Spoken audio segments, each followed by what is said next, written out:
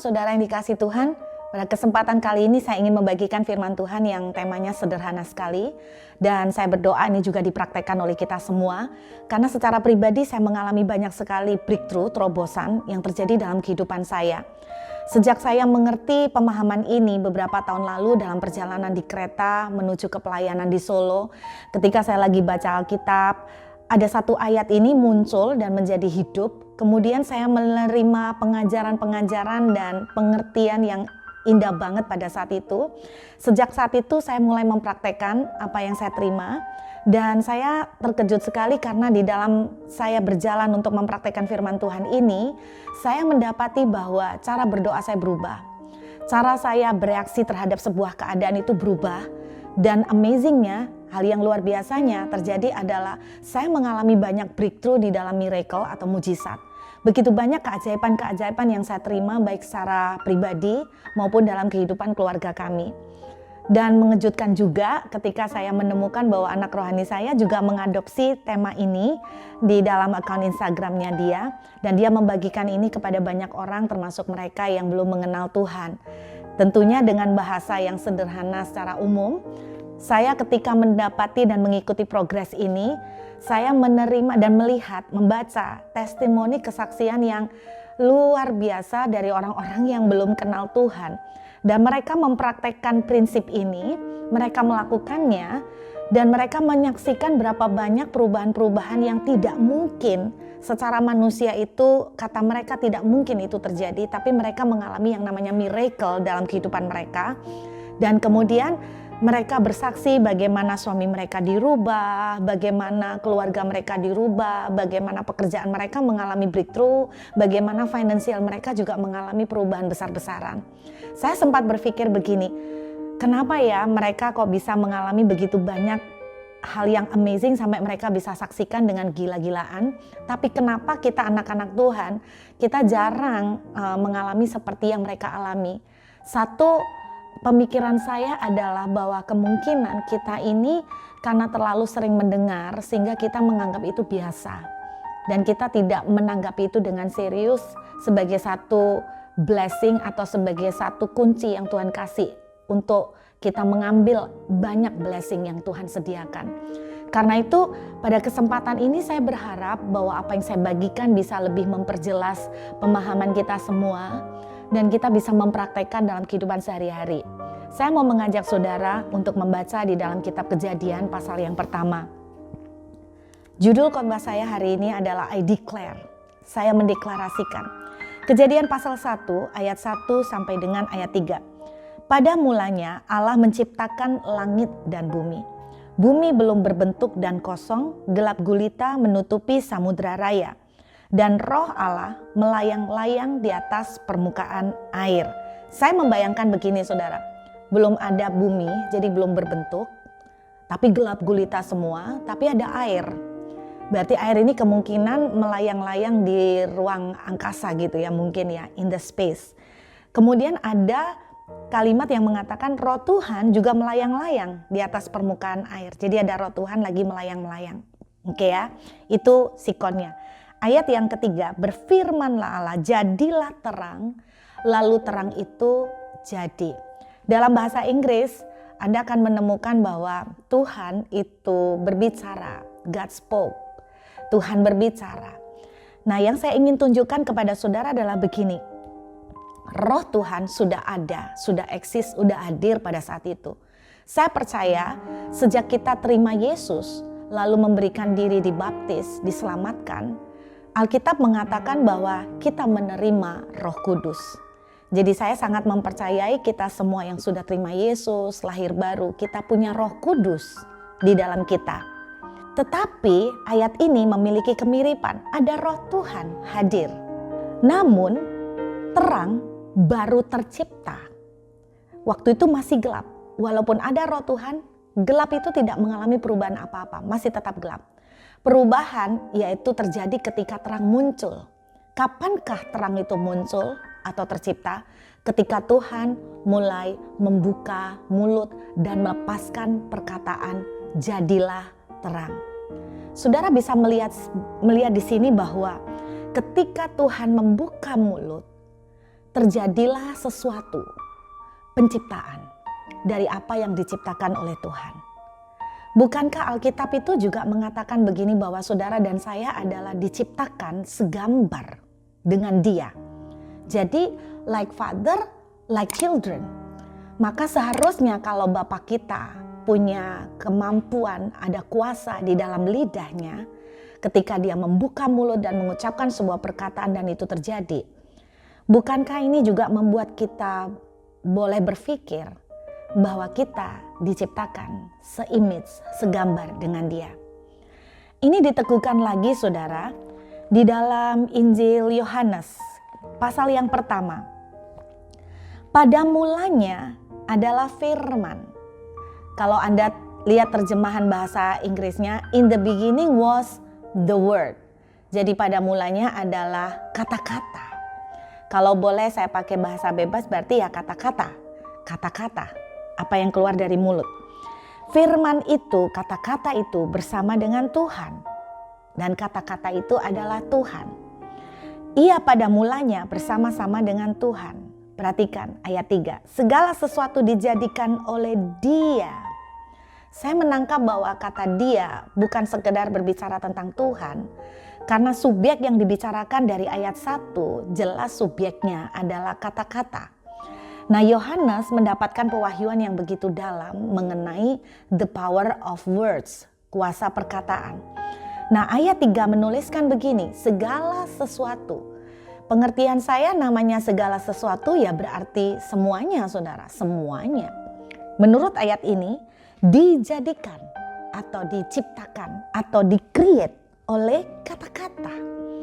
Dan tanpa kata-kata, tidak ada suatu pun yang telah jadi dari yang segala yang telah dijadikan. Jadi semua yang saudara amatin sekarang menurut ayat ini, tidak ada sesuatu apapun yang terjadi kalau tidak dijadikan oleh kata-kata. Ini pengertian sederhana yang saya tangkap. Jadi ternyata ada sesuatu daya cipta yang spektakuler yang terkandung di dalam perkataan atau words. Saya ajak saudara melihat kembali di dalam kitab Amsal pasal yang ke-6. Amsal pasal yang ke-6 ayat yang kedua saudara. Amsal pasal ke-6 ayat yang kedua. Jikalau engkau terjerat dalam perkataan mulutmu. Bahasa Inggrisnya kalau kamu itu terjebak atau terjaring oleh perkataan mulut. Ternyata perkataan mulut kita itu fungsinya seperti jaring. Anda pasti tahu ya jaring kalau nelayan pergi menjala ikan pakai jaring. Ternyata ketika kita berkata-kata, kita seperti melemparkan jaring. Sama seperti jaring saudara ya. Kalau kita melemparkan jaring atau jala kita di lautan lepas, maka potensi yang kita punya, kita mendapatkan kesempatan untuk bisa mendapatkan ikan besar-besar. Kalau saudara melepaskan jaring, katakan di rawa-rawa, ya kemungkinan yang kita dapatkan ya ikan yang hidup di rawa-rawa. Termasuk di dalamnya juga kita ada kemungkinan mendapatkan kodok. Termasuk kemungkinan juga kita mendapatkan ular. Ya apa yang ada di rawa-rawa. Kalau kita melemparkan jaring ke kebun belakang, rumput-rumputan dan tanaman, maka yang kita ambil ketika jaring itu kita tarik, yang kita dapatkan ya daun-daunan atau bunga-bunga yang ada di kebun yang ikut ke jaring. Intinya kata-kata dideskripsikan, digambarkan seperti jaring. Kalau saudara melepaskan kata-kata itu di tempat rawa-rawa, maka yang Anda terima adalah ular, kodok, sama seperti ucapan kita. Saudara, terang itu baru terjadi ketika Tuhan membuka mulut dan berkata jadilah terang. Ada daya cipta terjadi setelah Tuhan membuka mulut. Dengan kata lain, walaupun ada roh Tuhan tinggal di dalam saudara dan saya, kalau kita tidak berkata, jadilah sembuh, aku diberkati, aku sehat, maka saudara tidak akan melihat sebuah perubahan terjadi. Saudara tidak akan melihat itu. Berapa banyak yang saudara lepaskan perkataan, itu yang saudara akan terima. Ketika saudara melepaskan kata-kata yang negatif, saudara sedang melepaskan jaring kata-kata negatif, maka ketika itu kembali kepada saudara, maka yang kembali kepada saudara adalah kata-kata negatif. Ketika saudara melepaskan jala kata-kata positif, aku sehat, aku sembuh, aku diberkati, maka saudara akan menarik jaring itu. Dan yang kembali kepada saudara adalah panenan dari apa yang saudara lepaskan. Alkitab bilang begini saudara, hidup dan mati dikuasai oleh lidah. Siapa suka menggemakan akan memakan buahnya. Jadi siapa yang sering memperkatakan kemana jaring saudara-saudara lepaskan, maka itu yang akan saudara nikmati panenannya. Yohanes pasal 1 tadi menceritakan begini, segala sesuatu yang telah jadi itu dijadikan dari kata-kata. Kok bisa? Saya ingat sebuah cerita begini saudara.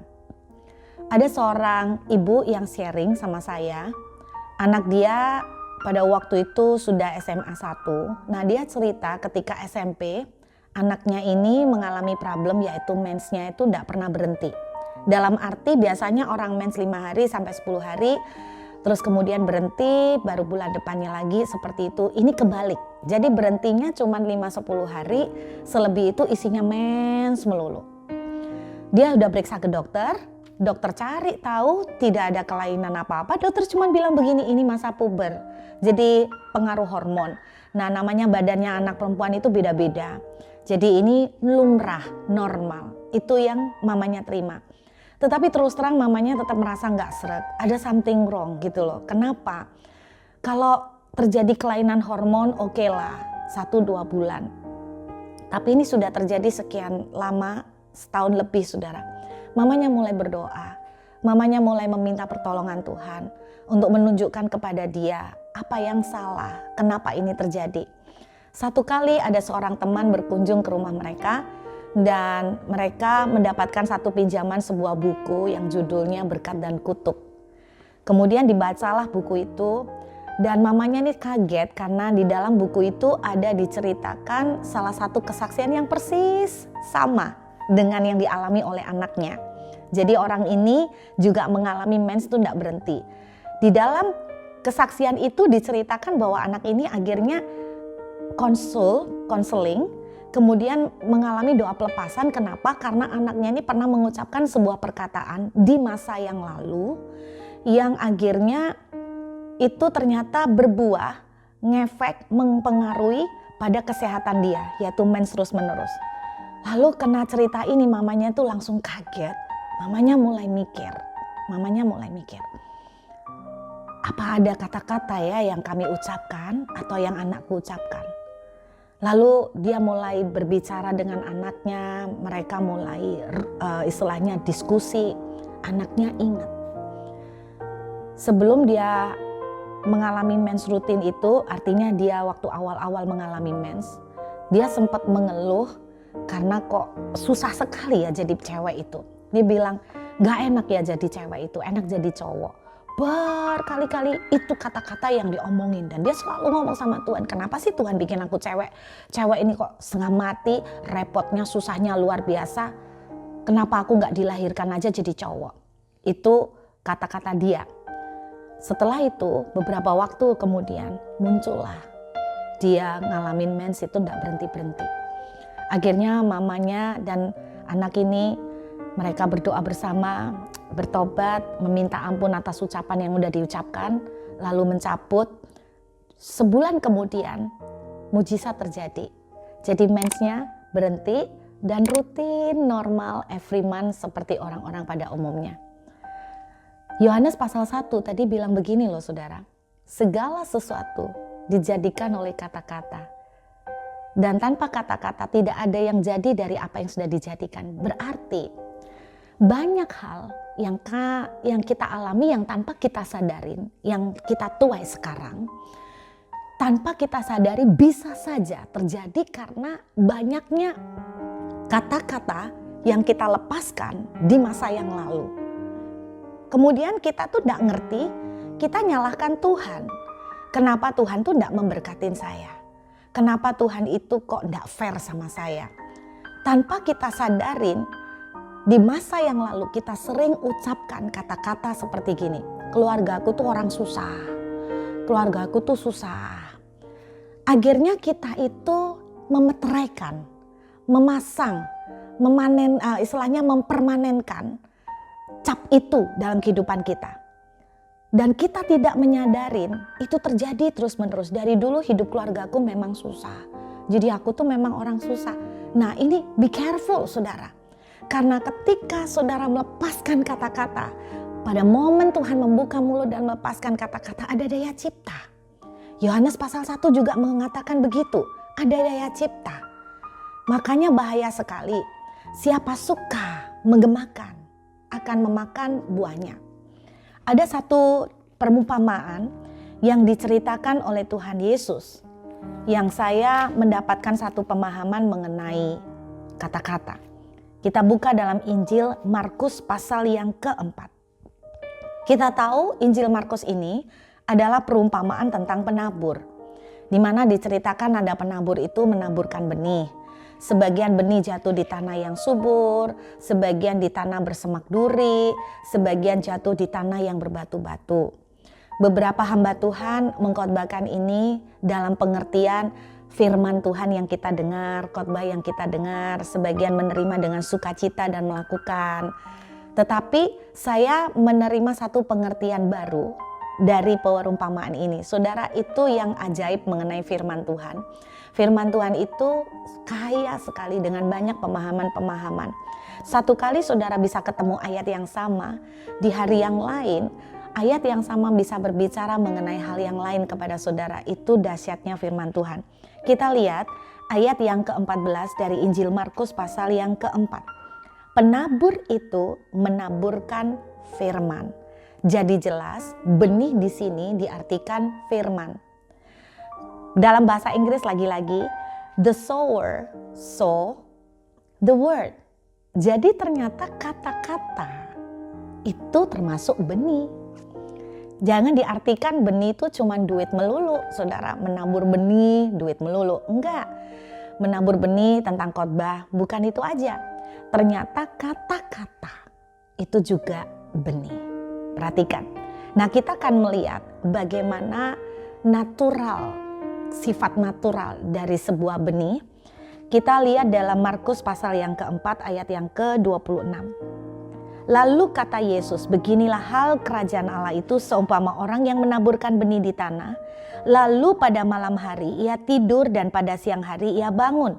Dan benih itu mengeluarkan tunas dan tunas itu makin tinggi, bagaimana terjadinya tidak diketahui orang itu. Nah ini yang saya tadi ngomong saudara, bahwa kita tuh tidak tahu kapan kita itu nanam benih itu kok tiba-tiba muncul. Kita itu tidak tahu kapan istilahnya pertumbuhannya, kita tidak pernah ngerti, tahu-tahu udah gede. Itu yang saya bilang, kita seringkali tidak menyadari bahwa apa yang kita tuai hari ini, kehidupan yang banyak sakit penyakit, kehidupan yang banyak susah, tanpa kita sadari kita tuh tidak pernah tahu bahwa itu adalah panenan atau akibat dari apa yang kita omong, kita tabur dulu-dulu kalimat-kalimat yang kita tabur. Saudara, satu kali beberapa tahun yang lalu di rumah saya di Surabaya, muncul di halaman belakang itu tanaman lombok. Saya bingung karena saya tidak pernah merasa saya nanam lombok. Saya nggak pernah nanam benih lombok sama sekali, tapi bisa muncul tanaman lombok. Maka interpretasi saya, penafsiran saya adalah seperti begini. Oh, mungkin ketika saya lagi makan tahu isi nih pakai lombok, kemudian sebagian lombok itu ada yang kebuang, benihnya, bijinya jatuh, kemudian jadi. Tahu-tahu muncul tanaman lombok. Makanya saudara, jangan kita buru-buru selalu menyalahkan Tuhan. Kenapa yang kita alami atau yang kita panenan hari ini seperti ini? Banyak yang kita tidak menyadari karena kita tanpa sadar kita menabur sebuah benih in the past, di masa yang lalu. Itu yang sebabnya dikatakan segala sesuatu dijadikan dari kata-kata. Ini satu kebenaran mengenai kata-kata.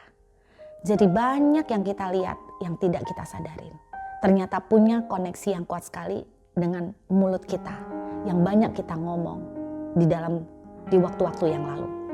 Kemudian kita lihat lagi natural dari benih. Ayat yang ke-28. Bumi dengan sendirinya mengeluarkan buah. Mula-mula tangkainya, lalu bulirnya, kemudian butir-butir yang penuh isinya dalam bulir itu. Jadi ada stepnya, prosesnya. Mulai dari bunga, kemudian sampai berbuah. Ini mengingatkan saya tentang natural dari sifat alami dari tanaman ya. Tanaman lombok itu cepat sekali untuk tumbuhnya dibandingkan tanaman serikaya. Tanaman kecamba, saudara tahu, lebih gampang lagi tumbuhnya dibandingkan tanaman lombok. Berarti setiap tanaman itu punya tenggang waktu sendiri. Saya mempercayai kenapa ada kata-kata kita yang belum berbuah. Karena mungkin kata-kata kita itu ibarat kayak tanaman serikaya. It takes time. Atau kenapa banyak kata-kata negatif yang lebih gampang, ada orang bilang begini, kenapa ya kok kata-kata negatif itu sering lebih gampang munculnya daripada, maksudnya itu lebih gampang jadinya daripada kata-kata yang positif.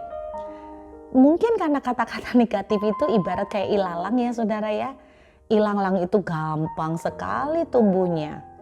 Saudara bahkan tidak nanam pun tiba-tiba entah muncul dari mana ilalang itu ada aja. Jadi intinya kata-kata itu kita belajar dari perumpamaan ini. Kata-kata itu mempunyai daya cipta di dalamnya seperti yang Tuhan tunjukkan. Dan kedua, kata-kata itu ada tenggang waktu untuk bertumbuhnya. Mengingatkan hal seperti ini berarti begini, saudara dan saya harus belajar menggemakan kata-kata yang positif. Karena ada kata-kata positif yang saudara tabur, butuh waktu untuk itu berbuah. Kalau saudara mengucapkan kata-kata yang negatif, saudara akan menuai hal yang negatif. Makanya hari ini saudara, berhenti untuk melepaskan kata-kata negatif. Kenapa orang-orang itu atau keluarga kita yang kita lagi doain itu kok tambah keras? Saudara dan saya tanpa sadar kita sering bilang begini, anak saya tuh keras minta ampun, suami saya tuh keras kayak beton, susah dikasih tahu. Kalau sudah maunya apa gak bakalan ada siapapun mau didengerin. Saudara, kita ngomong seperti ini berkali-kali. Ingat, siapa suka mengemakan akan memakan buahnya. Ada daya cipta. Walaupun ada roh Tuhan, kalau saudara mau terjadi terang, buka mulut dan katakan, jadilah terang. Kalau saudara mau melihat berkat, buka mulut dan katakan, aku diberkati. Kalau saudara melihat anak-anak yang mengasihi Tuhan, buka mulut dan katakan, anak-anakku mengasihi Tuhan. Tapi kalau saudara mau melihat anak-anak yang semakin keras, Anda akan katakan, anakku keras, anakku susah dikasih tahu, anakku nakal. Maka apa yang Anda buka mulut saudara dan Anda ucapkan, itu yang akan Anda terima. Amin saudara. Karena itu mengingatkan ini, be careful, hati-hati banget saudara. Bahaya sekali. Kenapa? Saya jadi sadar gini ya saudara, ngobrol-ngobrol soal kata-kata. Kenapa ya saudara orang bule itu ya, kalau masih remaja-remaja mukanya kayak udah lebih dari umurnya. Misalnya 15 tahun tapi kelihatan kayak 25. 16 tahun udah kayak 27. Tapi anehnya orang tuanya itu menurut saya rada awet. Rada awetnya itu gini. Umurnya 80 tapi kayak 60. Seperti itu loh saudara. Jadi tuanya itu agak awet. Tapi kebalikan sama kita, orang-orang Asia nih ya kebanyakan. Kita anak-anak kecilnya, remajanya ya betul-betul kelihatan ngecil ya, ngecilin gitu loh. Nggak kelihatan kayak 25, jarang banget. Tapi orang tuanya itu menurut saya lebih cepat tuanya. Jadi misalnya umurnya itu harusnya 60 tapi kelihatan kayak 70, umurnya 50 tapi kayak 60. Seperti itu saudara. Kenapa bisa terjadi seperti begini? Saya tuh mulai mikir, apa karena faktor makanan atau cuaca ya? Tapi kalau dibilang faktor makanan, kita juga suka makanan-makanan western. Ada satu kecurigaan saya memang belum pernah melakukan penelitian, tapi ini pemikiran saya secara pribadi. Kemungkinan juga ada relasi kuat dengan mulut. Kok bisa? Dengan kata-kata maksud saya. Maksud saya itu seperti begini. Anda lihat, anak-anak remaja yang berkebudayaan western, kebanyakan mereka umur 17-18 itu sudah dilepas sama orang tua, sehingga anak-anak itu kepengen cepat gede. Kenapa kepengen cepat gede? Karena kepengen cepat bebas, tidak diatur. Sehingga anak-anak itu dari umur 15, 16 mereka tuh sudah bawaannya kepengen ngomong, aku tuh udah gede gitu loh. Aku tuh udah gede, I'm grown up gitu, aku udah besar. Itu yang terjadi. Beda sama anak-anak orang Asia ya. Kebanyakan kita nih, aku masih kecil, jangan ditinggalin dong, jangan dilepasin, kamu masih umur berapa. Makanya anak-anak kita tuh bener-bener kayak kecil terus ya. Tapi orang tuanya kenapa kok cepet tua? Kalau orang-orang kita ya saudara, kenapa kok cepet tua? Saya tuh ketemu gini, orang bule tuh kalau tak tanyain, how old are you? Kadang-kadang dia nggak ngomong umurnya. Terus dia bilang, well, I have 10 grandchildren, but I'm still young. Aku punya cucu 10, tapi aku masih muda. Selalu begitu saudara. I'm still strong, itu yang dikatakan mereka. Dan mungkin itu yang terjadi. Sedangkan kita, umur 37 dirayain ulang tahun sama teman-teman, terus ditanyain umur berapa Ci? Jawaban kita langsung gini, udah tua. Kan gitu saudara. Terus kalau ada orang ngomong begini, wah Ci tambah kelihatan muda ya. Ah enggak, udah tua, udah separuh abad. Kita malah memperteguh, meyakinkan. Saudara tidak sadar bahwa kita tuh punya kesempatan untuk melepaskan kata-kata yang positif, tapi kita tuh banyak yang negatif. Akhirnya apa? Mungkin ini kecurigaan saya, itu sebabnya orang-orang Indonesia contohnya tuanya tuh lebih cepat gitu kan. Walaupun umur 60 tapi udah kayak 80. Umur 40 udah kayak 50 dan sebagainya. Kenapa? Mungkin salah satu penyebabnya karena di mulut. Saudara, saya tuh sempat mikir begini soal konseling. Saya membayangkan kadang-kadang waktu kita konseling itu juga dangerous banget. Kenapa? Apalagi kalau konselingnya itu bukan ke satu orang, karena merasa tidak cukup sampai konseling ke 5 orang misalnya.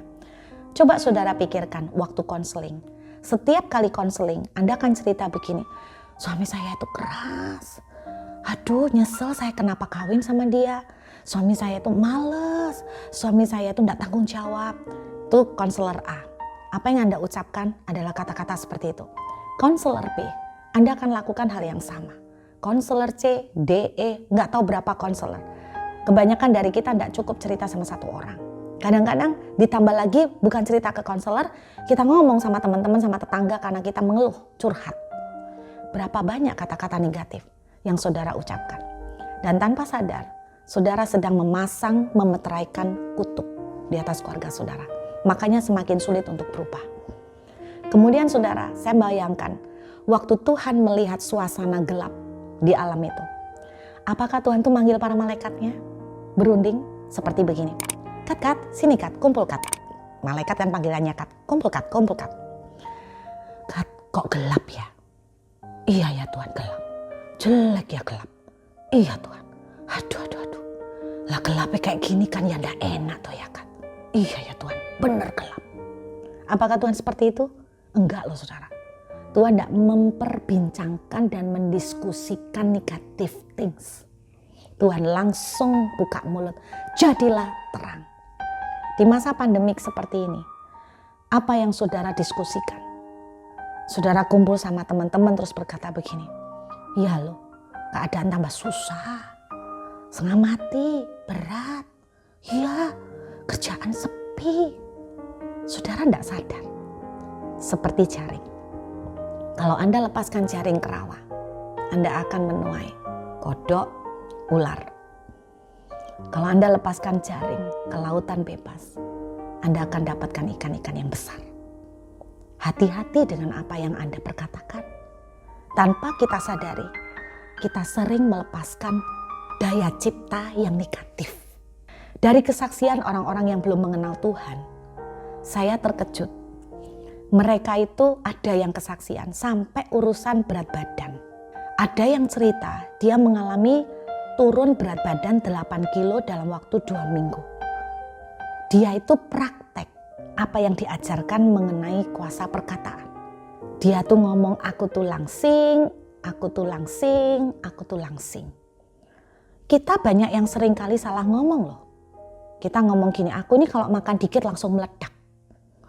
Saudara jangan bilang guyon loh, guyon. Bu, saya guyon, cuman bercanda bu. Jangan diseriusin. Loh, saya bisa nganggap itu bercanda. Tetapi Anda suka atau tidak suka, ini kebenaran. Ketika Anda melepaskan kata-kata itu, tidak ada yang namanya di alam ini mengatakan, oh itu kata-kata bercanda. No. Setiap kali Anda melepaskan kata-kata, aku makan sedikit langsung meledak. Aku makan sedikit meledak. Saudara, itu yang akan saudara alamin. Itu yang akan menciptakan sesuatu, makanya semakin sulit Anda untuk menguruskan badan. Lalu dia ditanya, bagaimana dia bisa mengalami berat badan itu turun 8 kilo. Apa yang terjadi? Dia bilang sebetulnya yang terjadi sangat alami. Nafsu makannya berkurang drastis. Cuman itu aja. Ternyata alami banget proses terjadinya. 8 kilo dalam 2 minggu. Saudara, kita perlu create something good. Kita perlu meng-create sesuatu yang bagus. Kita perlu meng-create sesuatu yang positif. Saya ingat dengan cerita mengenai Nuh. Bagaimana menurut saudara cara Nuh memanggil binatang sepasang-sepasang? Apakah Bapak Nuh itu akan traveling seluruh dunia sampai menemukan binatang sepasang-sepasang? Nggak mungkin itu dia lakukan. Analogi saya adalah bahwa ketika Nuh melakukan itu, dia adalah dengan begini. Binatang-binatang, datanglah sepasang-sepasang. Binatang-binatang, datanglah sepasang-sepasang. Saya percaya Nuh membuka mulut dan melepaskan perkataan.